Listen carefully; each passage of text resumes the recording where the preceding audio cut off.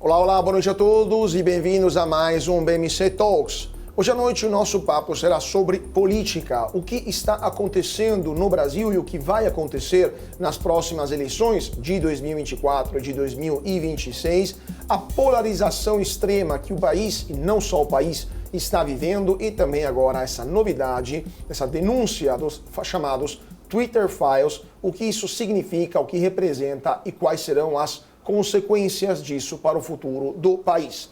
E para falar sobre tudo isso e muito mais, temos um convidado especial hoje aqui nos estúdios da BMC, Sérgio Fausto, diretor executivo da Fundação FHC. Sérgio, muito boa noite e muito obrigado por estar conosco hoje aqui na BMC. Eu é que agradeço o convite. Prazer estar aqui com você, Carlos. Sérgio, a pergunta de rito para todos os meus convidados, quem que é Sérgio Fausto em um minuto? Sérgio Fausto, em um minuto, você já disse, diretor executivo da Fundação Fernando Henrique Cardoso, articulista do Jornal Estado de São Paulo, ou seja, eu com regularidade publico artigos na página 2 de opinião do Estado. Eu, com regularidade, também participo como comentarista do Jornal da Cultura. Antes da fundação, estive no governo, durante os governos do presidente Fernando Henrique Cardoso, no qual ocupei posições de assessoria nos Ministérios do Planejamento, Desenvolvimento, Indústria e Comércio e no Ministério da Fazenda. Perfeito. E claro, um cientista político, né, renomado, então, sim, isso eu sempre prezo porque também sou cientista político, então é bom relembrar, dar uma... Exatamente. E, Sérgio, só para a gente também explicar para o nosso público o que a Fundação Fernando Henrique Cardoso faz, né, quais são as atividades, tem uma série de iniciativas, mas como a gente pode definir a Fundação FHC? Então, a Fundação Fernando Henrique Cardoso ela tem um duplo propósito, que se desdobra em duas áreas, né? Uma área é a área do acervo, que reúne uma vasta documentação do presidente Fernando Henrique, de sua primeira mulher, Ruth Cardoso, dos ministros Sérgio Mota e Paulo Renato de Souza, e também de pai e avô do presidente Fernando Henrique, que foram figuras públicas importantes na sua época. Então, essa documentação ela é digitalizada, ela é colocada à disposição do público, nós realizamos atividades pedagógicas, recebemos escolas, realizamos exposições. A outra área é uma área de estudos e debates, é o que no mundo americano se costuma chamar de um think tank, né? E que nós constituímos ali já há 20 anos um espaço aberto de discussão e de produção de conhecimento sobre os desafios do Brasil, da democracia e do desenvolvimento do Brasil na sua relação com o mundo. Então, basicamente é isso que fazemos. Perfeito. Eu também sou um seguidor e também participante dos debates, né? Inclusive, para quem quiser saber, a Fundação fica aqui em São Paulo, no Vale do Anhangabaú, do lado do Teatro Municipal. Então, é muito interessante as atividades que ela leva adiante. Sérgio, falando um pouco agora do Brasil. Nos últimos dias, o debate público brasileiro foi pautado por essa denúncia dos Twitter Files, ou seja, o Elon Musk e alguns jornalistas americanos e brasileiros denunciaram uma interferência por parte do Supremo Tribunal Federal e especialmente do ministro Alexandre de Moraes na rede social, e não só no Twitter, mas em todas as redes sociais. No Twitter eles disseram que houve uma tentativa por parte do ministro de censurar alguns perfis, silenciar alguns usuários, né, jornalistas, políticos, influenciadores, isso sem devido processo legal, sem autorização judicial, mas foi um pedido, né, direto do ministro. Ainda não foram entregues todos os documentos, essa foi uma denúncia preliminar, mas isso gerou um fortíssimo debate, porque envolveu o homem mais rico do mundo, o primeiro ou o segundo, depende do dia, e o ministro diretamente em um debate, em uma série de mensagens no próprio Twitter, hoje X. Qual que é a sua opinião sobre tudo isso que está acontecendo e o que esperar nas próximas semanas, na sua opinião? Carlos, vamos começar do começo, né? O meio digital, ele foi um meio no qual prosperou uma articulação que, acho que isso está ficando cada vez mais claro, tinha uma finalidade de subverter as regras do jogo democrático no Brasil. Não tenho a menor dúvida quanto a isso. Num contexto em que o Tribunal Superior Federal se viu, o Supremo Tribunal Federal se viu, de certa maneira, isolado, porque a Procuradoria-Geral da República se encontrava fundamentalmente sob o controle do Executivo. e a orquestração de um golpe de Estado, um golpe de estilo novo, não é um golpe com tanques nas ruas, né? Essa orquestração era feita pelo Palácio do Planalto. Isto obrigou, a meu juízo, ao STF a tomar medidas que foram medidas extraordinárias numa circunstância claramente extraordinária. Então, desse ponto de vista, pode ter havido um abuso aqui, um abuso acolá, mas no frigir dos ovos, de maneira geral, eu acho que o STF em geral, e em particular o ministro Alexandre, que protagonizou os inquéritos e as principais iniciativas, fizeram o que era necessário fazer naquele momento. A questão é que a diferença entre o remédio e o veneno é a dose, né? E acho que é uma discussão pertinente agora, se não estaria, em nome da defesa, da proteção do jogo democrático, que é um objetivo meritório, se não estaria havendo abuso de autoridade, cerceamento da liberdade de expressão, censura prévia.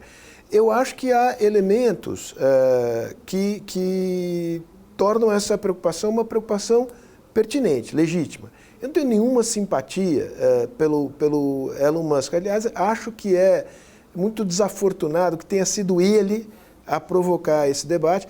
E, na minha avaliação, o ministro errou ao se engajar nesse debate, né? E mais ainda, ao incluí-lo no inquérito das milícias digitais. Me parece uma coisa que não tem fundamento, não tem proporção. Não estou entre aqueles também que alegam que houve um atentado à soberania nacional, né? Me parece um exagero e supor que a soberania nacional é de uma fragilidade tal que basta um homem, por poderoso que seja, fazer uma ameaça de descumprimento de ordem judicial no Brasil e que isto colocaria em xeque a soberania nacional. Eu não me enrolaria no pavilhão nacional para entrar neste debate. Ele tem a liberdade de dizer o que ele disse. O que ele não tem liberdade é de descumprir a legislação brasileira. Mas, por hora, ele não descumpriu nada. Ele fez uma bravata, ele fez uma ameaça, tá certo? É grave, é inoportuno, é desagradável, é criticável. Mas eu acho que houve uma reação excessiva da parte do ministro e é difícil ter uma discussão razoável sobre esse tema no meio desse tumulto. Agora, esse é o mundo no qual a gente vive no tumulto. A dificuldade é você conseguir encontrar racionalidade e discernir numa questão que, de fato, é uma questão muito delicada. Até onde vai o direito de expressão, até onde vai a legítima defesa da democracia quando há uma colisão entre esses dois valores. Pois é, Sérgio, mas antes de falar nesses aspectos jurídicos e políticos, né, que são importantes até como perspectiva, como precedentes que foram criados aqui no Brasil e no mundo, né? Como cientista político, eu te pergunto, interessante, foi um bilionário americano que, através de um tweet, de uma mensagem numa rede social, pautou as primeiras páginas dos jornais do Brasil, criou todo esse debate, essa questão de ataque à soberania nacional, ameaça, inclusão, inquérito.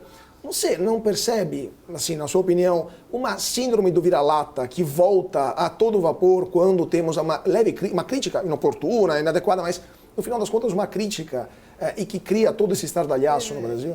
Eu não sei se é uma síndrome de vira-lata, mas essa está muito no imaginário do Brasil em geral e em particular de certos setores da sociedade, essa ideia de que o país é um país que está sempre na iminência de ser subjugado por alguma potência estrangeira. Isso está presente na esquerda, está presente na direita também, né? Muitas vezes, a meu juízo, os militares, por exemplo, têm uma percepção exagerada de uma ameaça estrangeira à Amazônia e que, por isso, digamos, ali estaria o nervo central da nossa soberania e as ONGs que buscam proteger a Amazônia, na verdade, são instrumentos, tentáculos de grandes potências estrangeiras que querem ter presença ali dentro.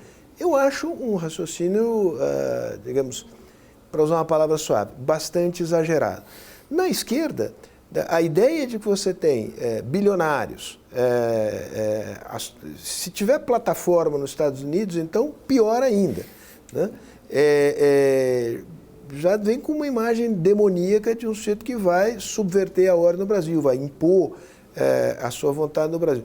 Tem uma longa história. A Guerra Fria foi um período em que, de fato, houve uma intervenção enorme dos Estados Unidos na América Latina. Mas a Guerra Fria terminou já faz 40 anos. As formas de influência nos países mudou. Não quer dizer que isso não exista, mas elas não são tão caricaturais como muitas vezes se imagina a esquerda e a direita. E acho que, nesse caso, é uma caricatura descrever esse quadro como vem aí um ricão querer impor a sua vontade ao Brasil. Isso não quer dizer que não tenha que regular plataformas, mídia social. Esse é um tema fundamental. Mas fazer um carnaval em torno desse negócio, diga, do ponto de vista do Elon Musk, foi um gol de placa. Né? Porque nunca se falou no Brasil tanto do Elon Musk quanto se falou agora nessa última semana. E do Twitter, né? Que não é nenhuma plataforma tão usada pelos brasileiros, Pois é. Que são o Instagram, o Facebook, o Twitter é só o terceiro ou quarto, se não me engano. Exato, E tem esse curioso, agora é curioso porque é uma empresa que tem um novo nome que a todo momento as pessoas têm, quer dizer, empresa X ou X, ex-Twitter. Porque as pessoas sequer sabem que muitas que sabem que mudou de nome. Mas, Sérgio, agora, é interessante essa questão também, depois vamos voltar a falar sobre isso, mas vamos analisar agora as questões políticas e jurídicas, porque temos um problema jurídico, evidentemente, como você falou, alguns excessos, alguns abusos que foram cometidos, algumas questões até um pouco folclóricas, até um pouco grotescas, né? Incluir o Elon Musk no inquérito das fake news, sendo que ele está fora do território brasileiro, questão de competência territorial, etc., Mas também temos questões evidentes de problemas jurídicos, como, por exemplo, no passado, pessoas incluídas nesse inquérito foram para os Estados Unidos, os americanos recusaram a extradição, penso no caso do Alan dos Santos, porque não existe crime de opinião por lá. Ou seja, temos um problema claro, jurídico, nesse inquérito, além do fato da competência do Supremo, não tem foro privilegiado, é o Supremo que é réu, é vítima, é acusação, defesa e julga o réu. Enfim, uma série de questões do seu ponto de vista. Você não acha que exageramos na dose? Se fosse feito, por exemplo, a primeira instância, com a influência do Supremo, seria mais aceitável isso? E o problema político, porque o Supremo, nesse aspecto, na sua opinião, não acaba criando um precedente grave de delegitimação aos olhos de pelo menos metade da população brasileira? Isso poderia prejudicar uma atividade legítima e correta do ponto de vista jurídico do Supremo no futuro, caso haja situações, por exemplo, de condenação de casos de corrupção, poderia ser acusado de interferência política na vida pública brasileira? Então vamos lá, eu repito aqui o que disse. Eu acho que houve uma circunstância extraordinária em que o Supremo Tribunal Federal se viu isolado entre os poderes na defesa de um valor fundamental que é a democracia. Mas isso houve um momento extraordinário. Você tem que lidar com o estoque de problemas que isso gerou. Houve o 8 de janeiro, não foi uma invenção. Mas, digamos, esse não pode ser o padrão normal de funcionamento do Supremo, né?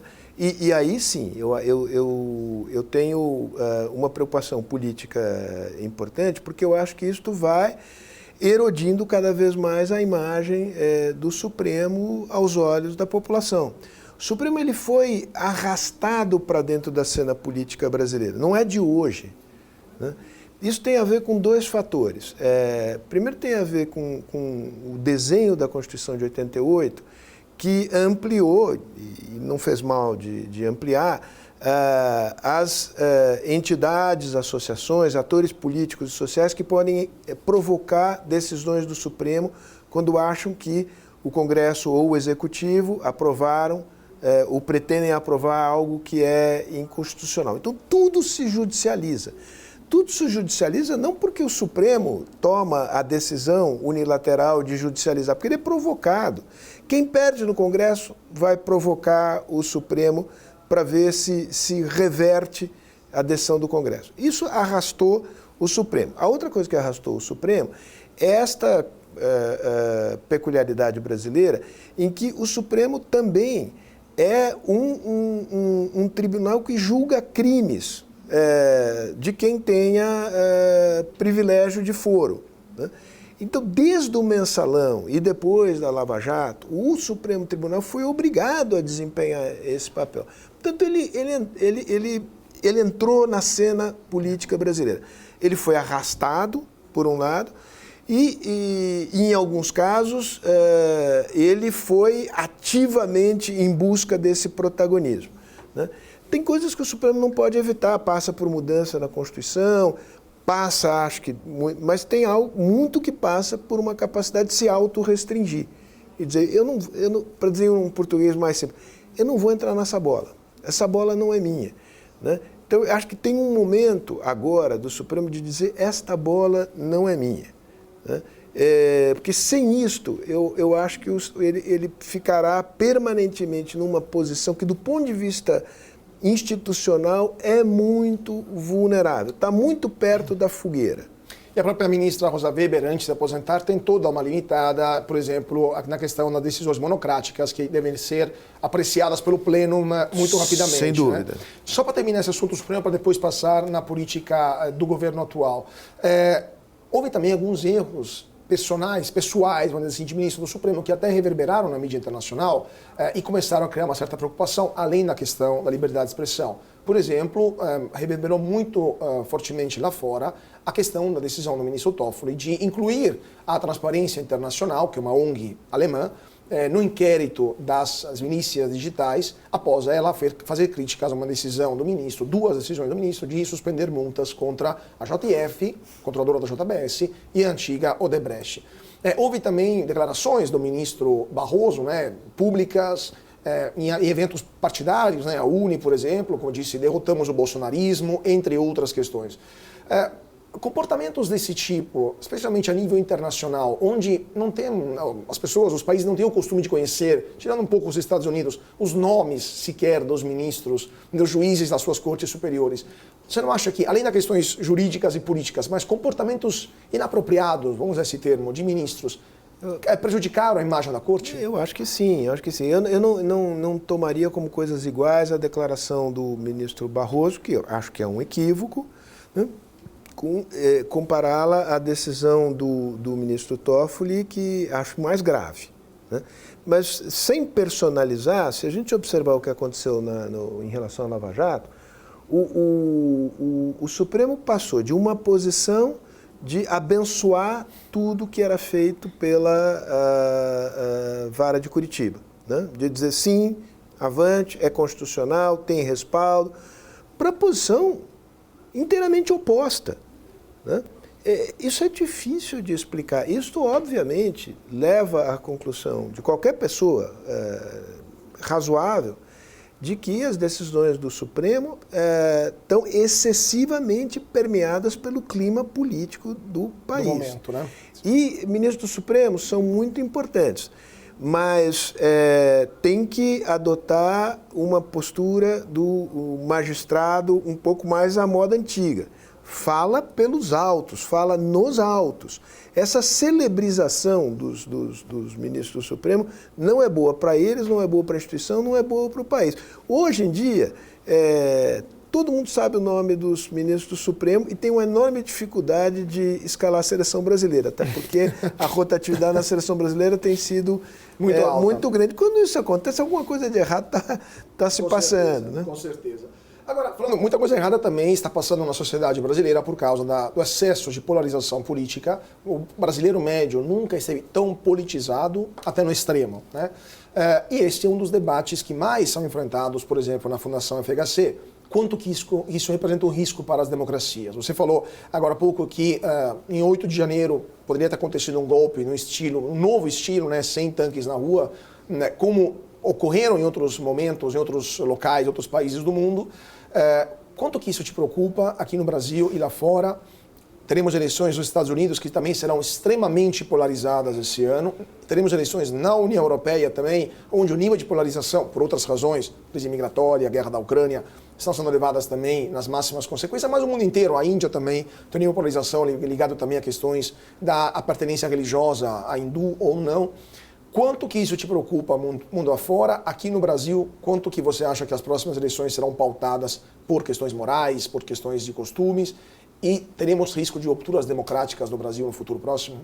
Eu não diria que o risco de ruptura democrática no Brasil seja alto. Eu acho que uma coisa que a gente aprendeu nos últimos 4 anos é que, submetido a um tremendo teste de estresse, a democracia brasileira soube resistir. Não significa que o país esteja gozando de plena saúde. Eu acho que tem uma questão que é uma questão da polarização, né, e eu já comento esse tema. Tem um problema de funcionamento do sistema político, né? Há uma percepção clara da população de que há um descolamento entre a sociedade e a sua representação política no parlamento. Esse parlamento ganha cada vez mais poder, mas esse maior poder não vem acompanhado de maior responsabilidade. Isso tem resultado numa situação em que aquela pequena fração do orçamento que não está carimbada por despesas obrigatórias, e, portanto, é a fatia do orçamento na qual você pode estabelecer prioridades, fazer políticas de um jeito ou de outro, ênfases diferentes, né? Essa pequena parcela ela está inteiramente pulverizada pelas emendas parlamentares. Então, tem uma perda de transparência, de controle e de eficiência e eficácia do gasto público que é muito complicado. Você vai me dizer, qual é o problema disso para a democracia? No Congresso não está exercendo normalmente seus poderes? Sim, o problema é que isto terá um efeito sobre os resultados das políticas públicas e, portanto, sobre o nível de bem-estar geral da população brasileira, e isto acaba por se refletir não de maneira direta e imediata sobre a percepção da legitimidade do sistema no seu conjunto. Agora, o problema mais agudo e mais imediato é a polarização. A polarização é um problema em si mesma. A democracia vive de dissenso, vive de divergência, a unanimidade é burra, né?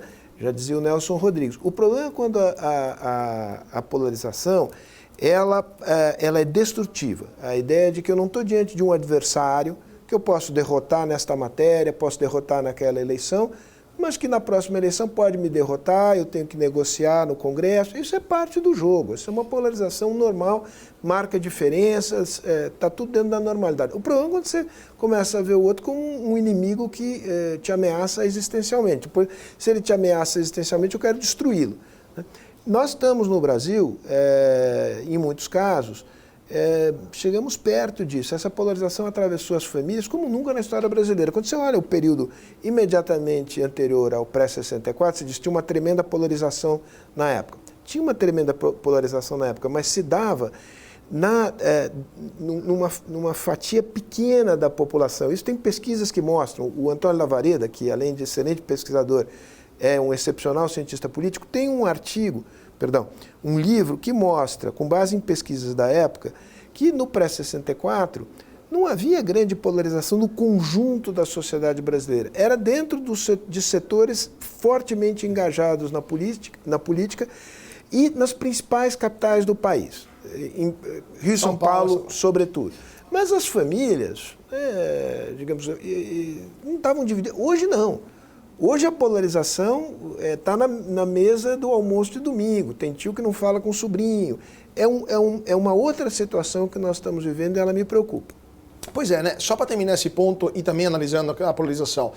De fato, o funcionamento do sistema político democrático não é só no Brasil uma questão que muita gente considera como cerne do problema, porque o grande debate na Europa, por exemplo, esses sistemas autoritários, ou pelo menos com homem forte no comando, sejam mais eficientes em responder a demandas da população cada vez maiores e que pedem cada vez mais rápida uma resposta e eficaz. E a democracia é lenta, ela é demorada, ela é complicada e às vezes não consegue chegar ao melhor resultado possível.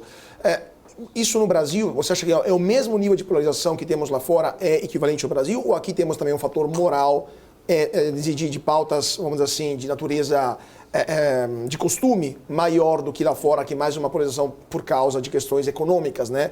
Subsídios, ajuda, redistribuição de renda? O Brasil é parecido com os Estados Unidos e diferente da Europa. Nos Estados Unidos, a questão dos costumes é também uma questão que divide muito a sociedade. O nível de polarização nos Estados Unidos é maior do que é aqui, né? a tal ponto que o candidato Trump disse: se eu não vencer, haverá um banho de sangue. Né?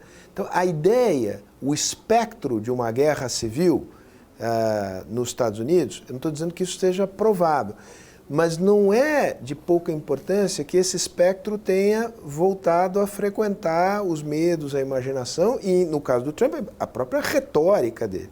O número de atentados internos nos Estados Unidos, terrorismo doméstico vindo da extrema-direita, aumentou. Se o Trump perder, eu não tenho muita dúvida de que aumenta. Eu torço para o Trump perder, eu acho que é uma eleição crucial.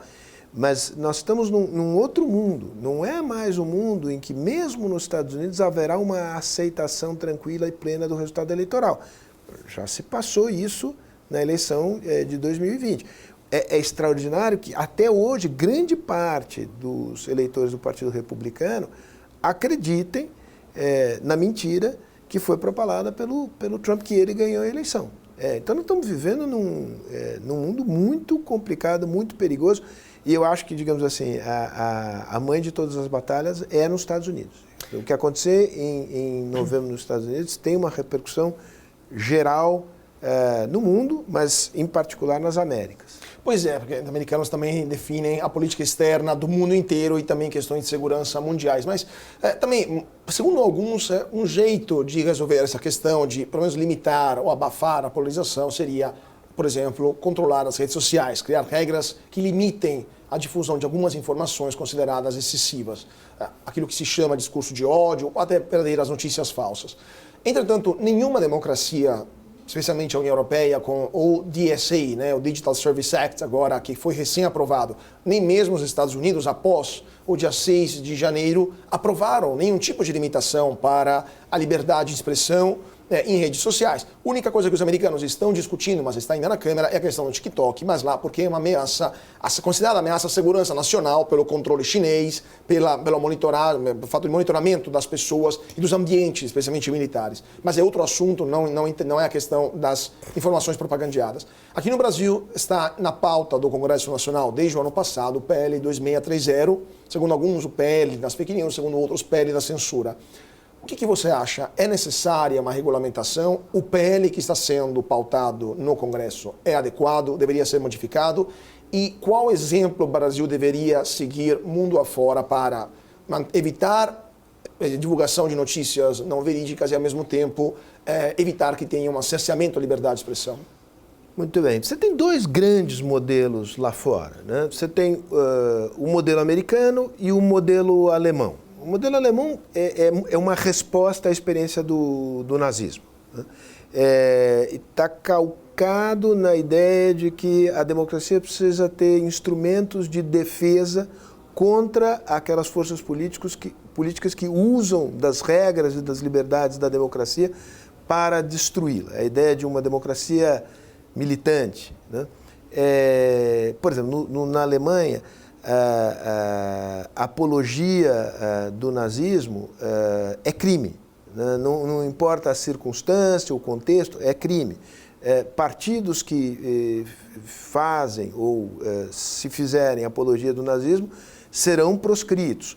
O partido de extrema-direita alemã, que não é propriamente um partido nazista, mas que tem elementos próximos ao neonazismo, ele está sob uma intervenção das forças de inteligência da Alemanha. O AfD, né? Exatamente, exatamente. E uma questão complexa, porque não é um pequeno partido, é um partido que hoje as pesquisas indicam tem 20% do eleitorado. E a maioria, né? Na Alemanha Oriental, por maioria cima. Na Alemanha Oriental. Né? O modelo americano é um modelo que prioriza a defesa é a primeira emenda, né? É liberdade de expressão.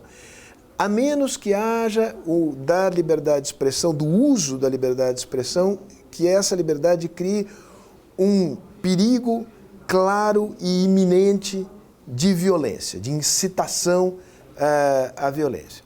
Essa é uma jurisprudência já fixada nos Estados Unidos há bastante tempo. Com as mídias digitais, isto muda. É um novo contexto, porque a capacidade que existe hoje com os meios digitais de difusão de mensagem de ódio a rapidez que isso tem, torna o perigo iminente, presente e iminente, um conceito, digamos, que reflete se aplica a uma realidade muito mais volátil, né? Em que, digamos, essas grandes ondas podem se espalhar muito, muito rapidamente. Para não fugir à tua pergunta e ficar só nessa descrição, eu acho que não há razão para chegar ao modelo alemão. Acho que o modelo alemão provavelmente responde a uma peculiaridade da experiência alemã. Ele é bastante restritivo. Eu acho que a primeira emenda é um valor. Você tem que tomar o modelo americano com uma pitada de sal. Mas eu diria que esse equilíbrio é um equilíbrio muito difícil de se encontrar hoje em dia, porque os meios tecnológicos se alteraram brutalmente. Eu acho que tem que ser uma lei que ela seja normativa sem ser prescritiva no detalhe, e isto vai depender da sua aplicação.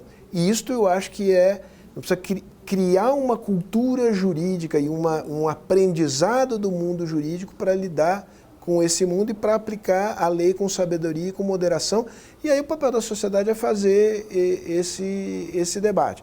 Eu acho que em determinados momentos é necessário fazer cerceamento do direito de expressão, eu diria in extremis, né? Digamos, em último caso, porque esse valor precisa ser um valor protegido, porque senão, digamos, hoje você pode estar de acordo com as opiniões que estão sendo sufocadas ou restringidas ou limitadas pelo Supremo. Amanhã pode ser o inverso, né? Então você tem que defender o valor. Como vimos no passado, mas telegráfico para a gente ir para o intervalo. Essa lei prevê também a criação de uma sorta de organismo, de órgão que vai verificar se tem fake news, se tem discurso de ódio, mesmo não sendo tipificado o discurso de ódio no Código Penal. Você acha que esse Ministério da Verdade, para não ter no goiano, está certo ou está errado? O Ministério da Verdade é uma maneira de caricaturar, é uma boa sacada de retórica política, mas eu tenho preocupação. Eu não acho que... Eu prefiro isto descentralizado. É difícil. Mas quando você tem descentralização, você tem pluralidade, você pode ir consolidando uma interpretação. Se você tem um órgão centralizado que diz o que é fake news e o que não é fake news, aí realmente nós estamos perto de um mundo no qual eu não gostaria de viver. Pois é, vamos continuar sobre esse ponto daqui a pouquinho. Antes disso, rapidíssimo intervalo, 2 minutinhos e voltamos aqui no nosso Talks para continuar o nosso papo sobre política com o presidente, diretor executivo da Fundação Fernando Henrique Cardoso, Sérgio Fausto. Então não saia daí porque voltamos já já.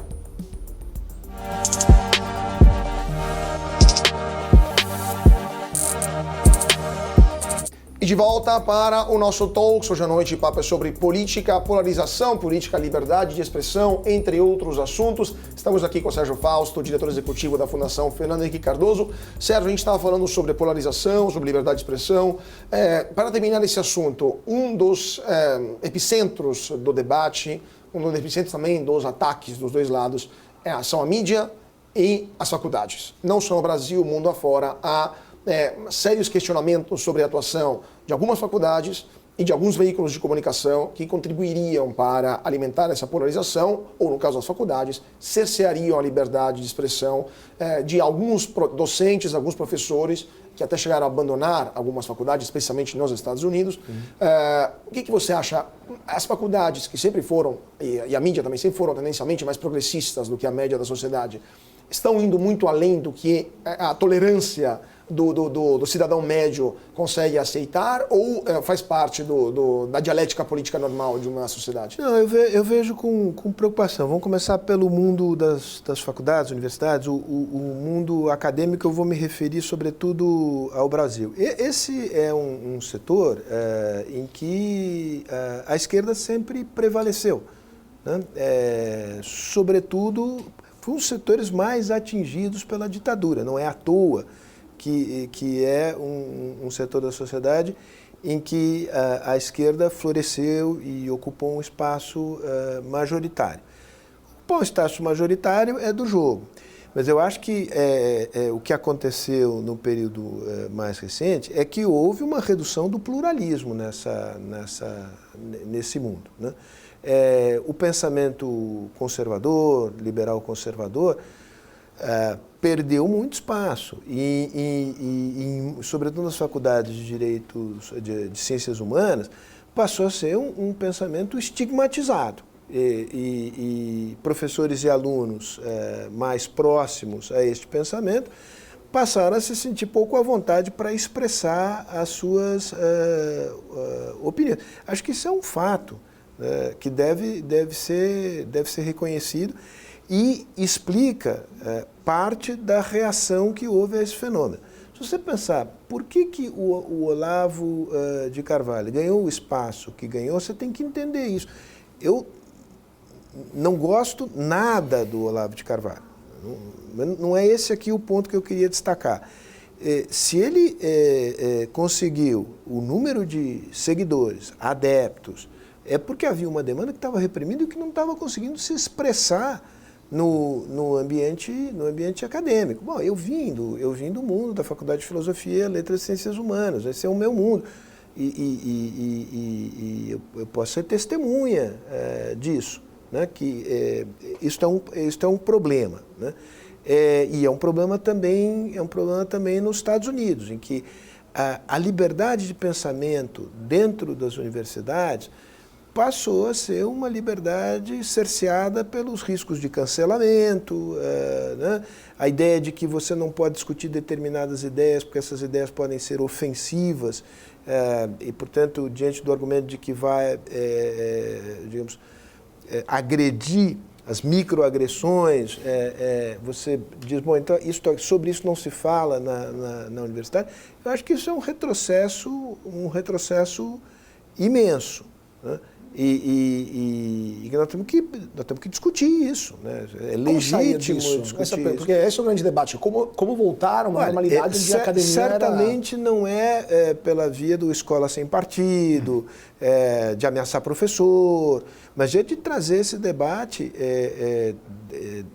os setores, eu diria, mais esclarecidos das universidades, nas universidades em que predomina o pensamento de esquerda, devem tomar a iniciativa de dizer, não, aqui nós vamos defender esse espaço. Eu tive uma experiência, para não ficar aqui dilatando demais o meu tempo, Federal do ABC, que na área é uma excelente universidade, na área de ciências humanas, uma predominância muito clara da esquerda, né, e de uma esquerda engajada partidariamente, né? Houve um momento em que foi procurado por reitores, por professores, olha, nós precisamos de alguém que tenha trânsito, enfim, não vá criar hostilidade e tal, mas que vá lá apresentar um ponto de vista diferente. A liderança da universidade tomou essa iniciativa. Para introduzir pluralismo, então, entre os professores. Isso é um valor de um lugar onde se produz conhecimento, onde se transmite conhecimento, tem que ser plural. Se não for plural, é um pensamento de uma seita. Pois é o oposto do que deveria ser a academia e nada, como que foi criada 1000 anos atrás, a conceito de faculdade. Mas interessante esse ponto.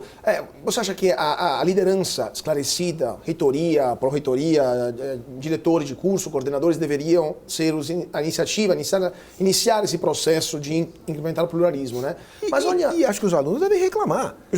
Claro, legítimo. Tem que... Quando eu fui à Federal do ABC, uma garotada veio me procurar e disse, olha, Sérgio, aqui é barra pesada, a gente não pode... E, digamos, eram pessoas, assim, você poderia chamar de centro-direita, direita democrática. Não sei, a gente se sente constrangido aqui de expressar a opinião. Pô, não pode acontecer isso. Até ameaças físicas, muitas vezes. Porque é interessante, eu queria pegar esse ponto. Olha nos Estados Unidos o que aconteceu depois do ataque do dia 7 de outubro em Israel. 3 reitoras das maiores faculdades dos Estados Unidos foram em frente ao Congresso americano, foram questionadas se uma agressão física ou verbal contra estudantes judeus seria contrária às regras das faculdades. Nenhuma das 3 disse sim.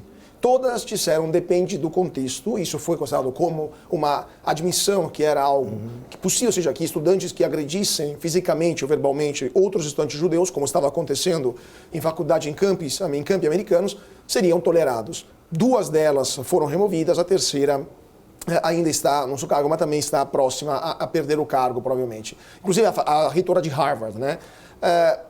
Você acha que temos um problema também na elite a esse ponto? Ou seja, e também esta batalha política chegou ao ponto de, no caso de acontecimentos recentes, especialmente na política mundial, a invasão russa da Ucrânia, de ter gente na USP defendendo Putin, fazendo cartazes defendendo Putin contra o imperialismo americano, etc. E ter gente em faculdades defendendo Hamas e agredindo estudantes judeus. O que está acontecendo? E se esse esclarecimento não vem da elite da faculdade, o que fazer?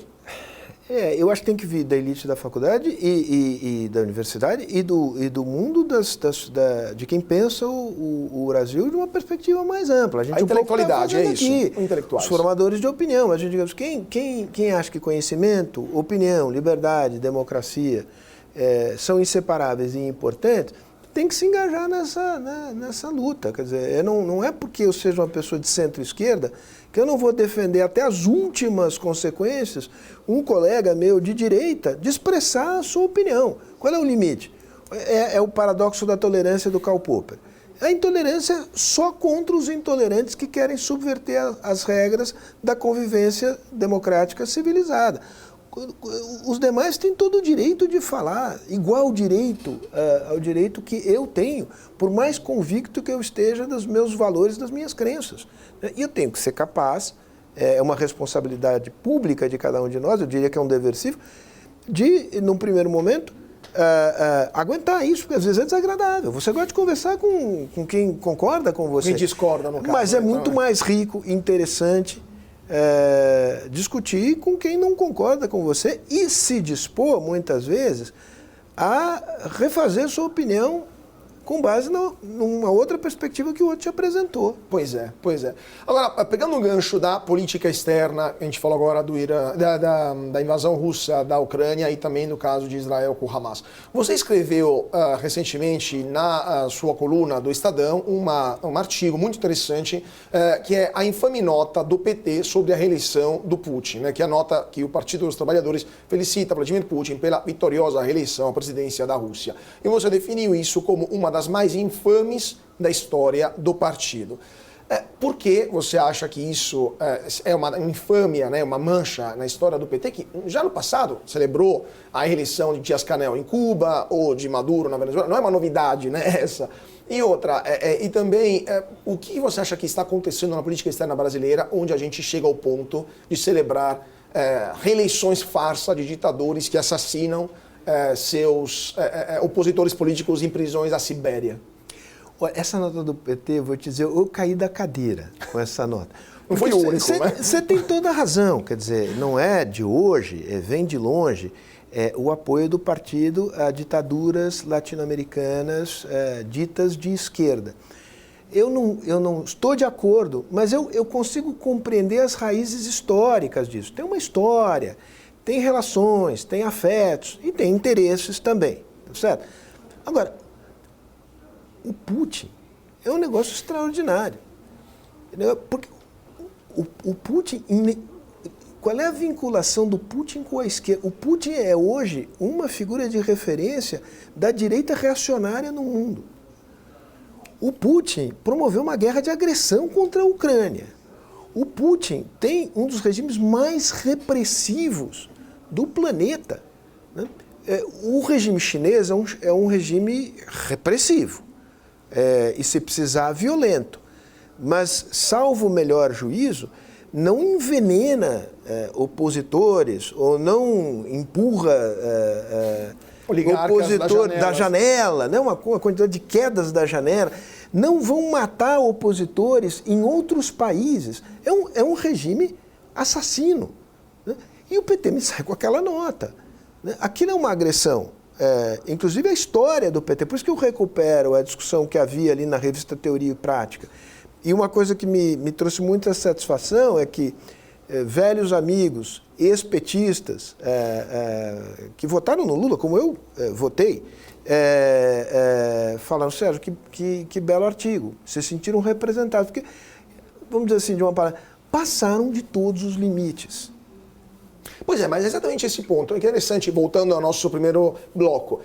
Notas como essa, comportamentos como a presença de Maduro no Brasil logo após a visita, logo após o presidente Lula, que inclusive foi algo que não se podia falar durante a eleição, porque foi censurado em vários veículos, essa proximidade do PT com ditaduras da Nicarágua, de Cuba, da Venezuela, e foi um erro, um dos erros a gente, como falou agora, os excessos, vamos dizer assim. Mas esse comportamento do PT, junto com outros também, muito pouco democráticos ou muito pouco ligados a regimes democráticos, não delegitimam esse debate que temos no Brasil sobre manter o país como uma nação democrática, evitar a presença, por exemplo, de militares de forma excessiva nos órgãos públicos, tentar manter uma certa dialética normal, excluir os extremistas, porque quando um partido se comporta desse jeito, ele se comporta do jeito diametralmente oposto ao que ele considera como os fascistas, nazistas e os perigosos reacionários antidemocráticos, né? Eu vou te dizer da seguinte maneira, Carlos, o maior e melhor serviço que o PT presta à direita antidemocrática no Brasil, e não é toda a direita, mas a direita antidemocrática no Brasil, é esta posição de adesão, apoio, solidariedade a ditaduras. A ditaduras. Visivelmente ditaduras, não há a menor dúvida de que são ditaduras. O fato do Maduro ter sido recebido no Brasil, eu acho que é um fato normal da vida. Ser recebido com honras de chefe de Estado é um sinal político. E dizer também que a democracia lá é relativa, esse é o problema, são as palavras também, né? Exato. Então, agora, qual é a ressalva que eu diria? Eu acho que isso é uma manifestação de uma enorme esquizofrenia do PT.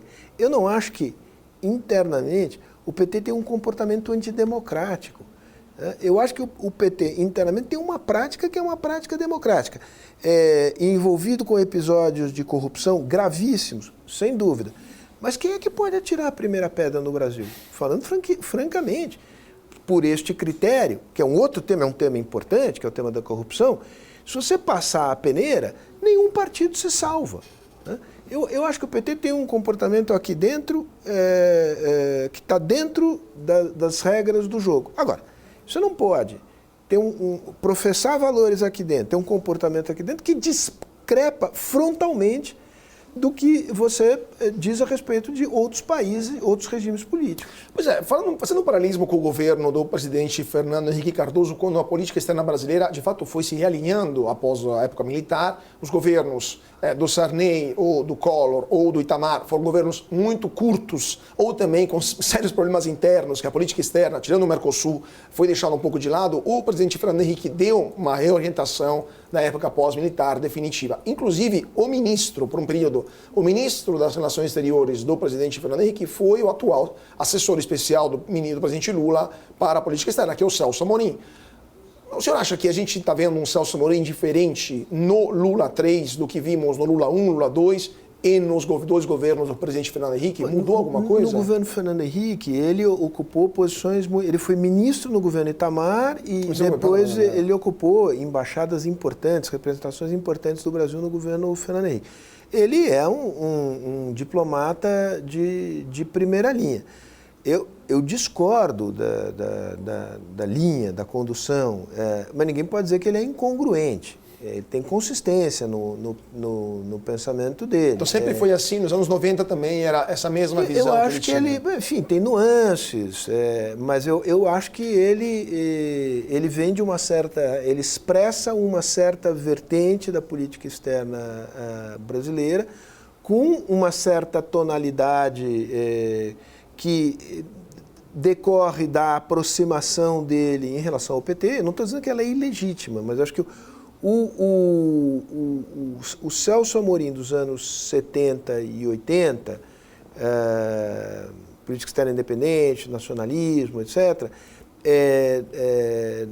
não tinha a tonalidade que ele tem hoje.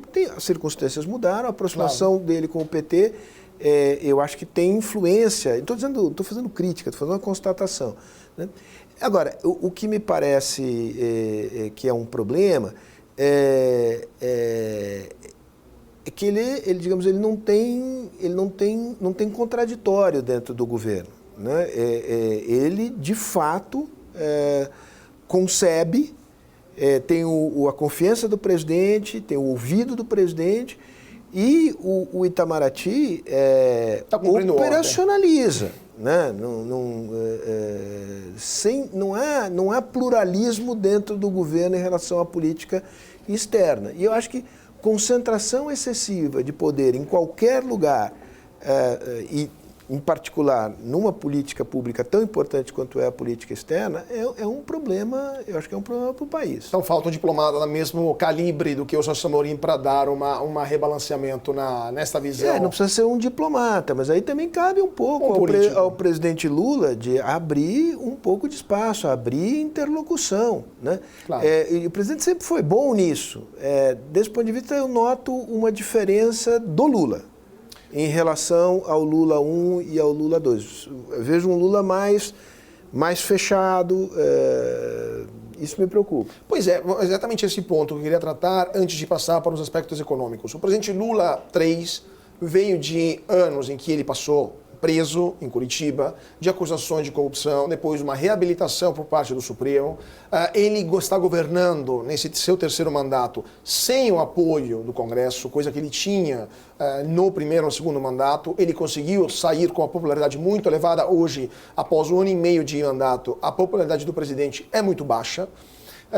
Temos um problema orçamentário muito maior do que tínhamos nos primeiros 2 governos do presidente Lula, ou seja, é um ambiente muito mais hostil a um governo do PT hoje, inclusive o número de deputados e senadores do PT são muito menores em comparação àquilo que foram de 2003 até 2010 e seguinte. Qual é a sua avaliação hoje do terceiro mandato do presidente Lula e para onde está se encaminhando esse mandato e como que você acha que vai chegar nas eleições de 2026? Simples, hein? Deixa eu dizer uma coisa para começar. Eu concordo com tudo que você disse, exceto uma coisa. A popularidade do presidente é muito baixa. Ela é muito baixa, ela é mais baixa do que foi. Se você olhar o mundo em geral, tirando o Modi na Índia, todos os presidentes hoje rapidamente caem para uma faixa de popularidade. Se tiver em torno um pouco acima dos 40... É muita coisa. É muita coisa. É 30% famoso que todo mundo está... Exatamente. Então ele está está um pouquinho até acima da média desse ponto de vista. Agora, obviamente que ele governa numa situação muito mais adversa. Você descreveu o quadro político e tem toda a razão. Também do ponto de vista econômico, ele não tem o vento de cauda que beneficiou enormemente os 2 primeiros governos dele, boom de commodities. Outra diferença importante, ele perdeu o seu Estado-Maior. Ele governava o seu no primeiro mandato, sobretudo, mas de alguma maneira também no segundo, mas sobretudo no primeiro, cercado de quadros políticos de muita envergadura. Zé Disseu, Palocci, Márcio Tomás Bastos, Guxiquem, eram pessoas que o tratavam pelo primeiro nome e que podiam dizer, presidente, está errado. Companheiros de 30 anos de luta sindical, do partido, né? Está errado, não é por aqui, é por ali. E obviamente que ele processava, ele escutava, etc. Ele perdeu isso completamente. A vida o tirou disso, né? Alguns morreram, outros foram politicamente inabilitados, outros se afastaram também, porque percebem que, digamos, o entorno dele mudou, não é mais o mesmo ambiente. Ele não tem ninguém que possa ombreá-lo no círculo mais fechado de poder, né? E isso eu acho que é um enorme problema, porque o risco de ouvir só a própria voz é muito grande. Ele é uma pessoa que tem uma trajetória extraordinária. Já tinha. Você imagina, se põe nos sapatos de uma pessoa que veio de onde ele veio, terminou como o presidente mais popular do Brasil, vai terminar na prisão, sai da prisão, recasa com uma mulher mais jovem do que ele, não estou fazendo nenhum comentário machista, se fosse o inverso também é uma coisa que revitaliza muito a pessoa, disputa uma eleição e ganha. Bom, olha, é um negócio realmente... Uma vida intensa, com certeza. Extraordinário. O risco desta pessoa não escutar os outros, dizer, eu sei, Eu sei, eu tenho legitimidade, quem tem voto aqui sou eu. Né? E isso é um risco muito alto. E isso eu acho que é uma questão a se considerar no futuro do governo. Né? Você vê os problemas que aparecem. Vale, Petrobras, né? Discussão sobre dividendos da Petrobras. Era uma discussão até pertinente.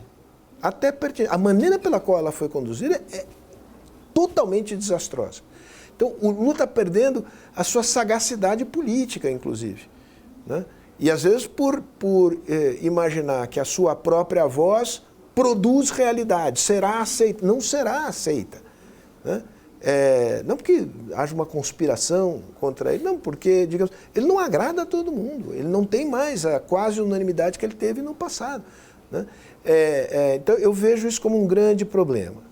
Acho que isto, eu vejo sobretudo nos temas que têm a ver com regulação econômica e com o papel das estatais. Ele firmou uma convicção, ele consolidou uma convicção que, a meu juízo, era mais flexível no passado. A ideia de que a empresa estatal é a condutora do desenvolvimento nacional parece ser uma ideia que se arraigou mais profundamente nele. Eu sei que você está querendo me fazer outra pergunta, deixa eu só terminar. Não, vai à vontade. Porque tem uma coisa que... Ele disse uma coisa que na boca do Xi Jinping não seria surpreendente. Né? Quando ele diz, a Vale tem que entender que é uma empresa brasileira e tem que seguir o pensamento do governo. É uma frase realmente extraordinária. Né? E ela é muito ruim no que ela expressa de convicção, concepção, e ela é um erro de avaliação enorme, porque o Xi Jinping pode fazer isso, ele tem instrumentos de poder para fazer isso. Uma economia planificada para isso. Exato. Aqui, o que acontece? Né? Cai o valor das ações, sobe o prêmio de risco, quer dizer, o feitiço vira inteiramente contra o feiticeiro. Então, eu acho que ele vem manejando mal esses temas. O que tem reduzido esses problemas, acho que é uma condução muito sensata do ministro Haddad, mas sobre isso a gente conversa. Não, mas é exatamente esse ponto. Então, a gente, a polarização também enraizou na alma do presidente Lula, que era muito mais, vamos dizer assim, aconchegante no passado, e agora, evidentemente, se tornou mais polarizado ali mesmo, né? Você pode até explicar do ponto de vista pessoal.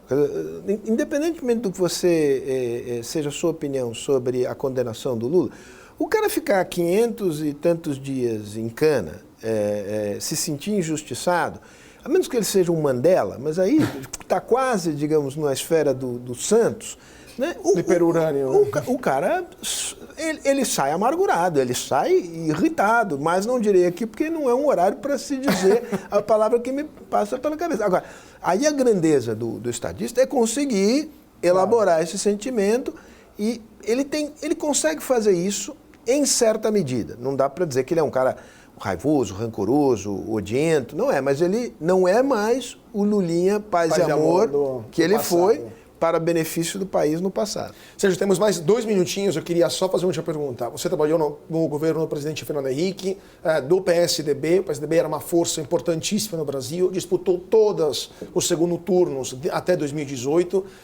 O que sobrou hoje do PSDB, na sua opinião, especialmente após a saída do ex-governador, agora vice-presidente Alckmin, e para onde vai o PSDB do futuro? Olha, eu vou fazer uma frase fora. O PSDB acabou. Não é que a sigla não vá continuar existindo, porque, embora, digamos, veja o que aconteceu aqui, não tem um representante na Câmara de Vereadores de São Paulo.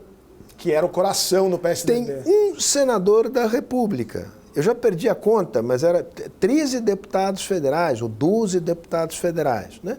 Ele pode ser ainda de utilidade para um ou outro político.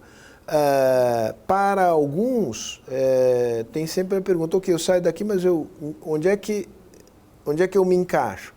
Mas eu acho que o PSDB, posso estar enganado, e há pessoas ainda no partido pelas quais eu tenho carinho, admiração, o governador, cito nominalmente o governador Eduardo Leite, eu não vejo futuro para o PSDB. Agora, enfim, ressurreições existem, né? Quem sabe a gente volte também a comentar isso numa próxima ocasião aqui na BMC, porque com certeza o clima eleitoral vai esquentar e o Eduardo Leite é um dos potenciais candidatos para a presidência em 2026, dependendo da conjuntura dos astros, né? Potenciais candidatos há vários, né? Há vários, há vários. Ele é um dos, mas vamos ver, e é muito jovem, então tem a perspectiva. Sim, ele é um excelente quadro. Uma perspectiva futura interessante.